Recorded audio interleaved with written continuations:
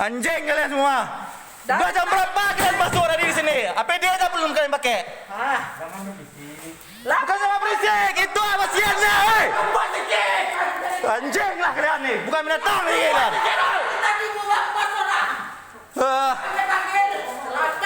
Hei, ini pasiennya mana yang lain ini ya? Masa yang jaga cuma berapa orang? Wah, cepat sikit, pakai itu aja kau alah. Lama kali. Hei, orang tua aku mati itu dulu. Laporkan kalian semua. Aku laporkan. Hei, coba telepon orang lain lu kak.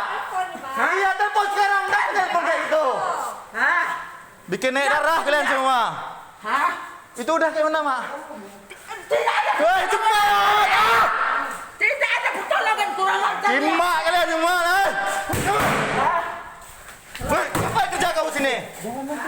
Bukan masalah kayak gitu, itu nyawa orang tuh, Bang. Bukan binatang. Kalau binatang tadi kau biarkan. Dia perawat, dia masuk. Ya kau bilang sama dia. Anjing lah Dari kalian. tadi lagi orang minta tolong, nggak ada kan mau nolong sikit pun. Emang rumah sakit anjing lah. Ah.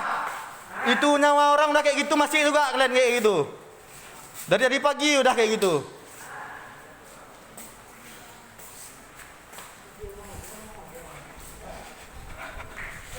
Udah.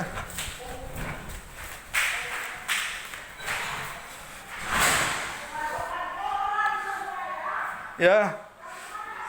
Ya.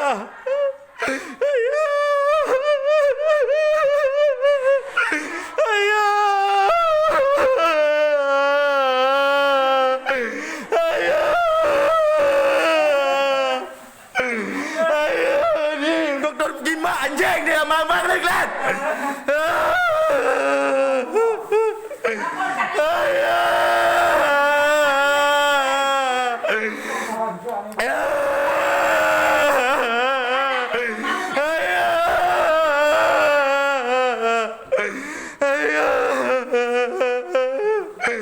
Dokter macam tai kalian ni ada. APBD baru kalian pakai sekarang ketika kayak gini. Mau jawab apa lagi kau?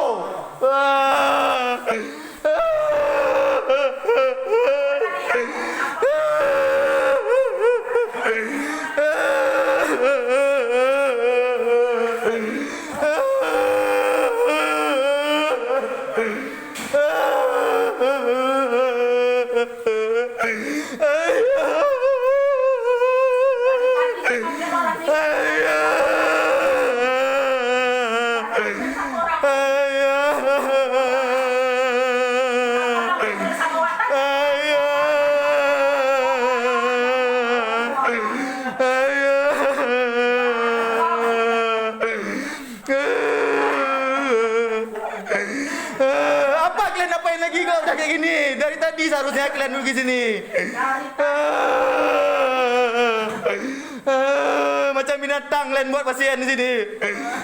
Orang lain nggak kau kasih masuk.